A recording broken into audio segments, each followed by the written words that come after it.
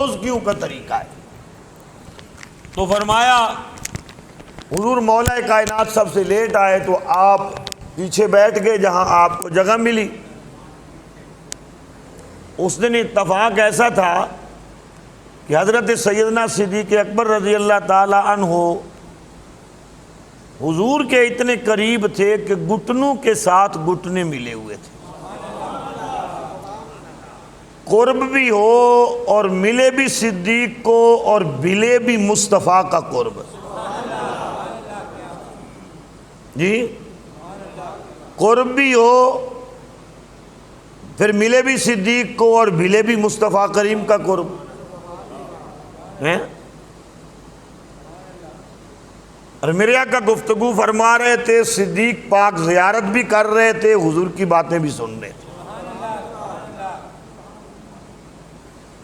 آپس میں محبت کتنی ہے کہ حضور کا چہرہ تو ادھر تھا، صدیق اکبر کا چہرہ حضور کی طرف تھا۔ دلڑی یار کے ساتھ لگی ہوئی تھی، دلڑی یار کے ساتھ لگی ہوئی تھی، پیچھے علی آئے۔ صدیق وہ ہے جو علی کا بھی رمز شناس ہے، نبی کا بھی رمز شناس ہے۔ ویسے صدیق کو بک بک کرتا پھرے تو اس کی نسل کے اندر فرق ہے۔ صدیق اکبر نے علی کی خوشبو محسوس کی کہ علی آ گئے، بیٹھے بیٹھے دیکھا تو علی پیچھے بیٹھے تھے۔ اب ابو بکر کیسے گوارا کریں کہ علی سب سے پیچھے بیٹھے؟ آپ سمجھے ہی نہیں ہے، پتہ نہیں کتنی دیر آپ سست رہیں گے یار۔ صدیق کیسے گوارا کرے؟ حضور کے قدموں پہ ہاتھ رکھا، حضور بھی سمجھ گئے ابو بکر کیا کرنے لگے ہیں۔ وہ جو ہے نا بولا کریں، آپ بولا کریں، بولنے سے بندے مرتے نہیں ہیں جی، نہیں تو مولوی ہیک کی نہ رویا ہون تی کر دی۔ تو دیکھ دیو نا کدے کوئی 5 سال بعد تسی خبر سن دے پہ بھی مولوی مرے ہے جی، ہیں جبکہ تسی جٹ بندے جناب ہر روز 2 4 5 10 پھڑک جاندے ہیں، تو مولوی 5 10 سالہ بعد کوئی ایک ادھا مرد ہے جی، ہیں جی۔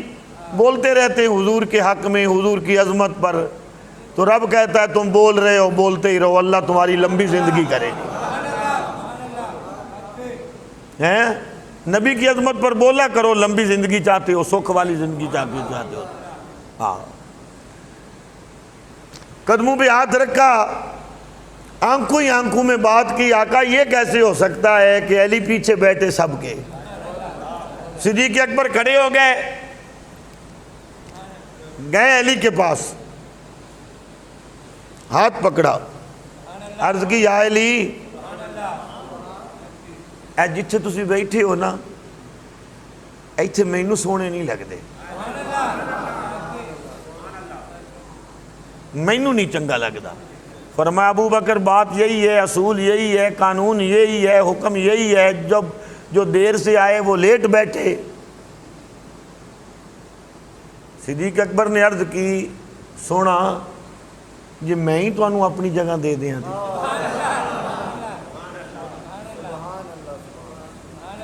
میں ہی اپنی جگہ دے دوں۔ ابو بکر قرب اور وہ بھی یار کا قرب، فرمایا قریب بھی بیٹھتے ہیں یار کو خوش کرنے کے لیے، یار سکھی ہے تو ہم سکھی ہیں، قریب بیٹھتے ہیں یار کو راضی کرنے کے لیے۔ اور علی مجھے اللہ کی عزت کی قسم، جب تو میری جگہ پہ بیٹھ جائے گا نا تو پتہ نہیں یار کا دل کتنا خوش ہو جائے گا۔ 2 4 بندے حالی سبحان اللہ نہیں کی سوچ دے پہ بھی کہیے یا نہ کہیے۔ آج سارا جمعہ میں نے بھی تم سے سبحان اللہ کہلوانی ہے، وہ جو ہے جس نے نہ کہی اس سے میں نے دعائے قنوت سننی آج، پھر دیکھا جائے گا، تیار ہو جاؤ دعائے قنوت سنانی ہے یا سبحان اللہ پڑھنی ہے۔ 100 کا کم تو سبحان اللہ رہی ہے، تے نمے پھائے نو کیوں پوندے ہو جی، مطلب کسے نو نہ ہی آوے جڑے بندے نو میں کہاں جی، سبحان اللہ کہو ذرا اونچی کہو سبحان اللہ۔ آپ وہاں جا کے بیٹھ جائیں۔ حضرت علی وہاں سے چلے، وہ صحابہ کرام کو ہی پتہ چل گیا، رستہ دے دیا، علی آئے، جہاں صدیق اکبر بیٹھے تھے وہاں علی آ کے بیٹھ گئے، جہاں علی بیٹھے تھے وہاں صدیق اکبر بیٹھ گئے۔ بات سننی آپ نے، اس سے نتیجہ نکالنا ہے، آپ نے نتیجہ نکالنا ہے۔ میں آپ کو غیرت کی بڑی بات بتا رہا ہوں، عزت کی بڑی بات بتا رہا ہوں، اور ایسا کام بد نسلہ کاری نہیں سکتا، وہی کرے گا جس کے خاندان کے اندر کوئی شک اور شبہ نہیں ہوگا۔ جس کے خون کے اندر کئی قسم کے شک ہوں گے وہ کسی کی عزت نہیں کر سکتا، ذلیل ہوتا ہے، ذلیلوں کی اولاد ہوتا ہے وہ۔ صدیق اکبر نے کہا علی آپ وہاں جا کے بیٹھ جائیں، میں ادھر ہی بیٹھتا ہوں، یار کوئی دیکھنا ہے دور بیٹھ کے دیکھ لوں گا۔ علی نے کہا میرے ساتھ آ جاؤ، ادھر ہی بیٹھ جاؤ۔ عرض کی، علی پھر سچی بات دل کی پوچھتا ہے، پہلے اکیلے مصطفیٰ کو دیکھ رہا تھا، اب مصطفیٰ کے ساتھ مرتضیٰ بھی ہوگا، کبھی مرتضیٰ کو دیکھوں گا کبھی مصطفیٰ کو دیکھوں گا۔ کہہ لو سبحان اللہ، کہہ لو۔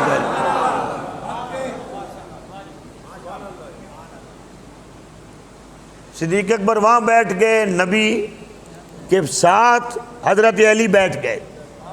پورے گھنٹے کی تقریر میں ایک ہی بات ہوتی ہے، بندہ لے جائے تو۔ وہ وہاں بیٹھ گئے، علی یہاں بیٹھ گئے، میرے آقا اٹھ کے کھڑے ہو گئے۔ میرے آقا تو پہلے ہی تقریر فرما رہے تھے، اب میں بغیر کسی تشبیہ کے ایک مقرر تقریر کر رہا ہوں بڑے آرام سکون سے، وہ کہے جی پیچھے میز پیچھے ہٹاؤ، کرسی، میں نے کھڑے ہو کے بات یہ کرنی ہے۔ سننے والے کہیں گے بھئی یہ باقی باتوں سے کوئی زیادہ اہم بات ہے، بھئی یہ کھڑے ہو کے بات کرنی۔ میرے آقا کھڑے ہو گئے۔ جب میرے آقا کھڑے ہو گئے تو راوی بیان فرماتا ہے میرے آقا نے یوں ہاتھ لمبا کیا اور انگلی صدیق اکبر کی طرف کی۔ صدیق اکبر یہاں سے اٹھ کے گئے تھے نا، بس پوری زندگی کا نچوڑ ہے اگر آپ سمجھ لیں تو جی۔ میرے آقا نے انگلی کی صدیق اکبر کی طرف، صدیق اکبر کی طرف انگلی کر کے نہ فرما کے میرے آقا نے فرمایا او لوگو سنو میں کیا کہنے لگا ہوں۔ تو پہلے بھی سنتے تھے، صدیق اکبر کی طرف اشارہ کر کے پھر علی کی طرف اشارہ کیا، فرمایا سنو ہیاڑے دا حیا کردہ ہے۔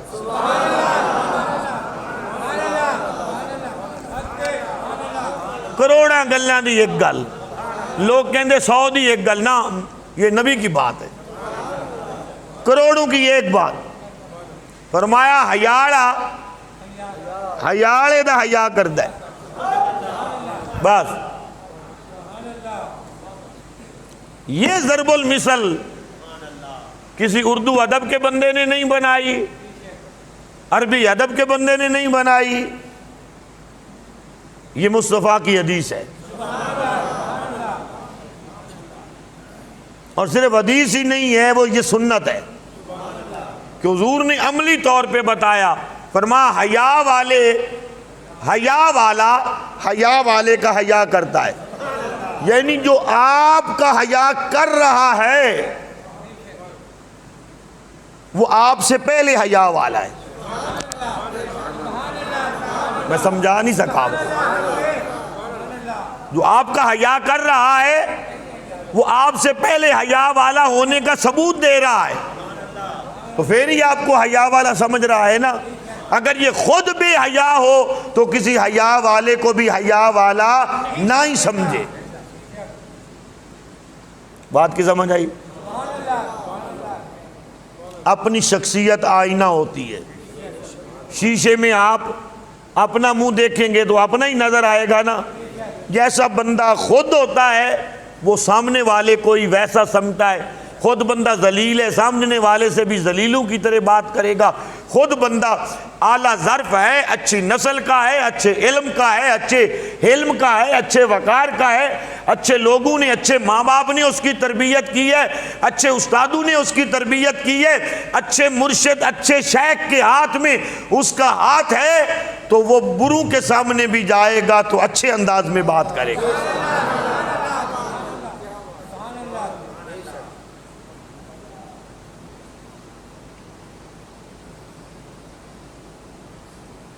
ہر ادب کے اندر بندے گزرے ہیں. ایک نام آپ نے سنا ہوگا مرزا غالب کا.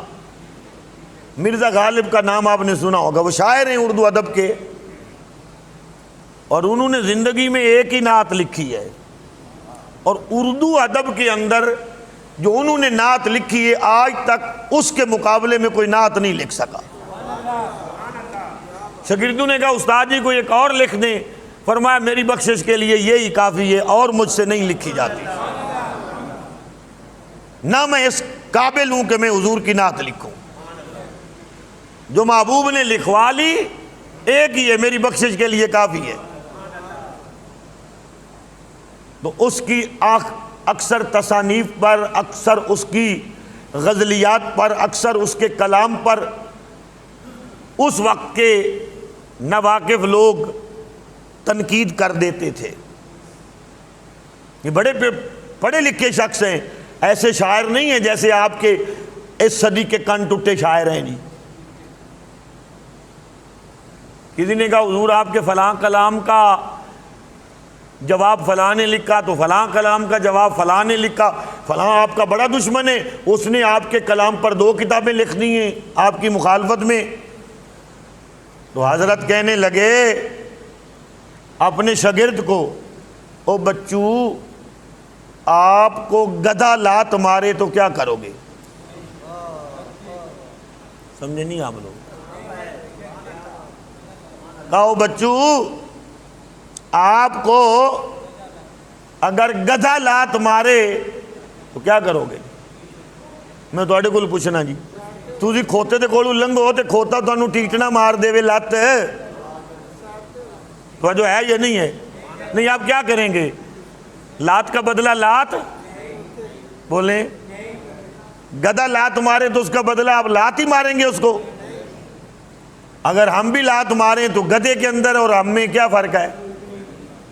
تو بے وقوف جاہل لوگ آپ سے کلام کرے، آپ بھی اس جیسا کلام کریں، تو پھر حافظ قرآن، قاری قرآن، اللہ کے ولی، درویش، صوفی صاحب اور جاہل کے اندر کیا فرق ہے؟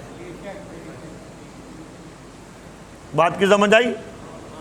اور یہ جو میں بات آپ کو بتا رہا ہوں، یہ اللہ کے ولیوں کی چند عام ترین علامات اور اہم ترین نشانیوں میں سے ایک نشانی.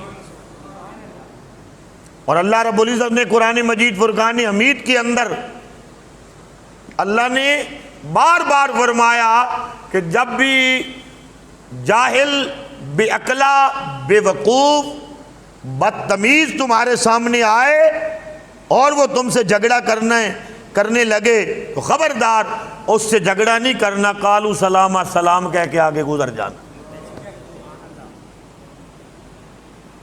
اس سے جھگڑا نہیں کرنا، سلام کر کے آگے گزر جانا. اللہ اکبر، اللہ اکبر. اور سنیے، امام الانبیاء تاجدار مدینہ صلی اللہ علیہ وآلہ وسلم کے غلاموں، انسان کا حیا کرنا اور انسان کا لحاظ کرنا اور انسان کا ادب کرنا، ایک انسان کا ادب کرنا اور پھر مومن انسان کا ادب کرنا، ایک تو ہے نا عام انسان کا ادب کرنا، کیا؟ عام انسان کا ادب کرنا، اور ایک ہے مومن کی توہین کرنا. مومن کی توہین کرنا. رب فرماتا ہے حدیث قدسی کے اندر ہے، جو شخص اہل ایمان کی توہین اور تذلیل کرتا ہے میں رب اس سے بری ذمہ ہو جاتا ہوں. اس کا کیا مطلب ہے کہ رب بری ذمہ ہو جاتا ہے؟ کیا مطلب ہے اس کا؟ اس کا معنی کیا ہے کہ کسی بندے سے رب بری ذمہ ہو جائے؟ ایک مثال سمجھیں، اولاد میں سے کوئی اولاد گستاخ ہو تو لوگ کیا کرتے ہیں؟ آنکھ دے کر بری ذمہ ہو جاتے ہیں. کیا ہو جاتے ہیں؟ بری ذمہ. مطلب کیا؟ لوگوں کو بتا دیتے ہیں یہ جو کرتا پھرے میرا کوئی ذمہ نہیں ہے.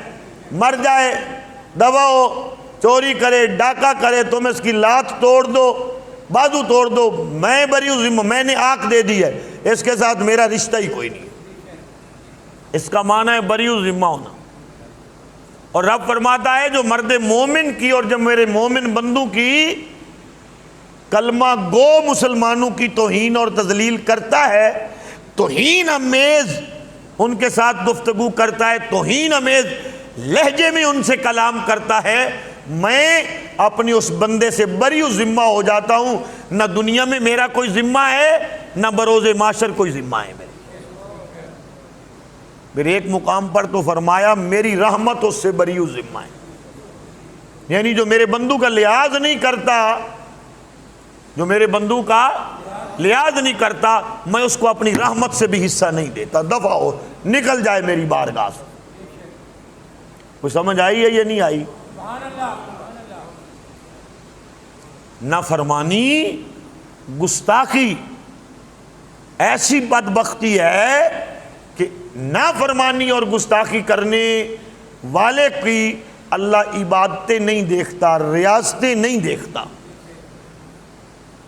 میں نے کیا کہا ہے؟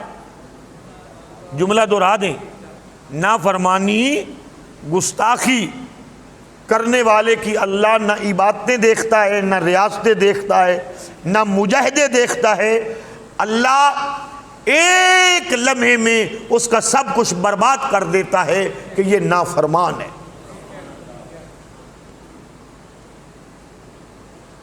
یہ میرے کریم رب نے خود بیان فرما دیا۔